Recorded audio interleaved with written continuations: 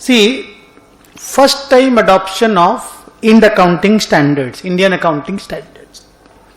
मतलब ये कि being a CA final student, तुमने सारे IND accounting standard पढ़ लिए जो तुम्हारे सिलेबस में थे.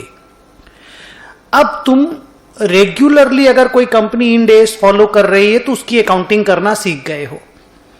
मतलब किसी को तुमने बोला कि भाई ये एम्प्लॉय बेनिफिट है, इसका अकाउंटिंग करो, ये फाइनेंशियल इंस्ट्रूमेंट है, इसका अकाउंटिंग करो, वो कंपनी तुमको बोलती है, तुम कर लेता है.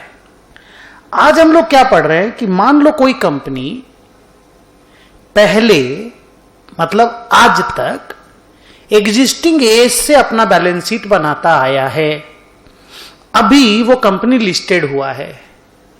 तो अगर वो कंपनी अभी लिस्टेड हुआ है तो अब उसको IND AS से अपना बैलेंस शीट बनाना पड़ेगा, because a listed company has to prepare its financial statements using IND accounting standards. Because पहले वो तो एग्जिस्टिंग AS से बनाता था, वो इंडियन कंपनी था तो एग्जिस्टिंग AS से बनाता था, है ना. तो अब उसको IND AS में जाना पड़ेगा.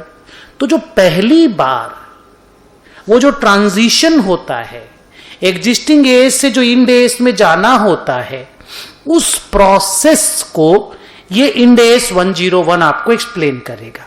उसके बाद एक बार जब ट्रांजिशन हो जाए, पहली बार का PL बैलेंस शीट बन जाए, उसके बाद आपको रेगुलरली IND AS कैसे फॉलो करना है वो हम लोग पिछले 105 क्लास में पढ़ चुके हैं.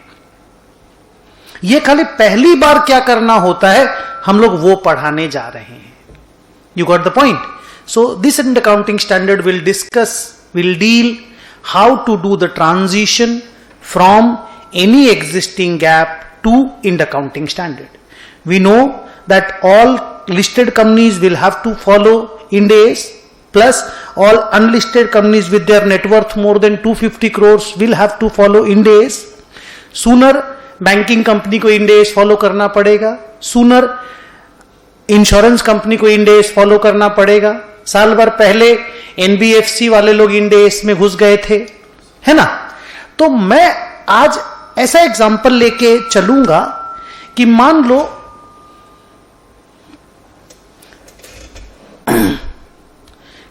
एक कंपनी को, ये हम एग्जांपल में लिखाएंगे भी, मान लो एक कंपनी को 21-22 ये जो साल चल रहा है अप्रैल 21 से मार्च 22, ये वाले बैलेंस शीट में, ये वाले साल में उसके ऊपर IND AS एप्लीकेबल हुआ.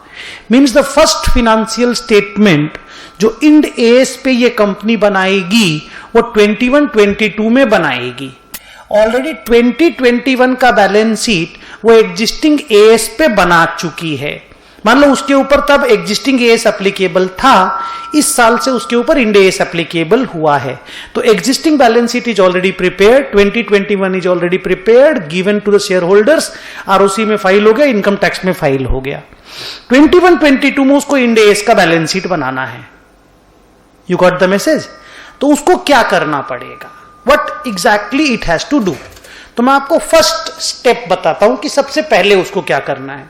उसको सबसे पहले ये दिमाग में लाना है कि उसका 21-22 करेंट ईयर है, तो डेफिनेटली 2021 प्रीवियस ईयर होगा. IND AS 101 का बोलना है कि खाली करेंट ईयर का बैलेंस शीट IND AS का बनाने से नहीं चलेगा, प्रीसीडिंग ईयर का बैलेंस शीट भी IND AS कंप्लायंट होना चाहिए.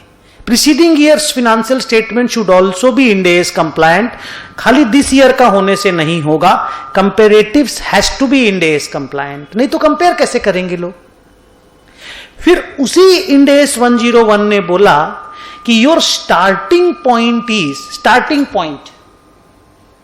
इज 1420. बोला योर स्टार्टिंग पॉइंट 1421 नहीं है. लोग सोचते हैं 1421 स्टार्टिंग पॉइंट है, because 21-22 is my current year in which I have to apply IND AS. No, your starting point is 1420. पिछले साल का पहला दिन. क्या बोला? पिछले साल का पहला दिन. मतलब कोई कंपनी जिसके ऊपर IND AS 21-22 से एप्लीकेबल हुआ है, उसको पिछले साल का पहला दिन पता करना होगा और कॉपी में लिख लेना होगा कि पिछले साल का पहला दिन इज माई ट्रांजिशन डेट। तो एनी कंपनी जो इंड एज फॉलो करती है वो पहली बार जो इंड एज फॉलो करती है उसको अपना ट्रांजिशन डेट पता करना पड़ता है।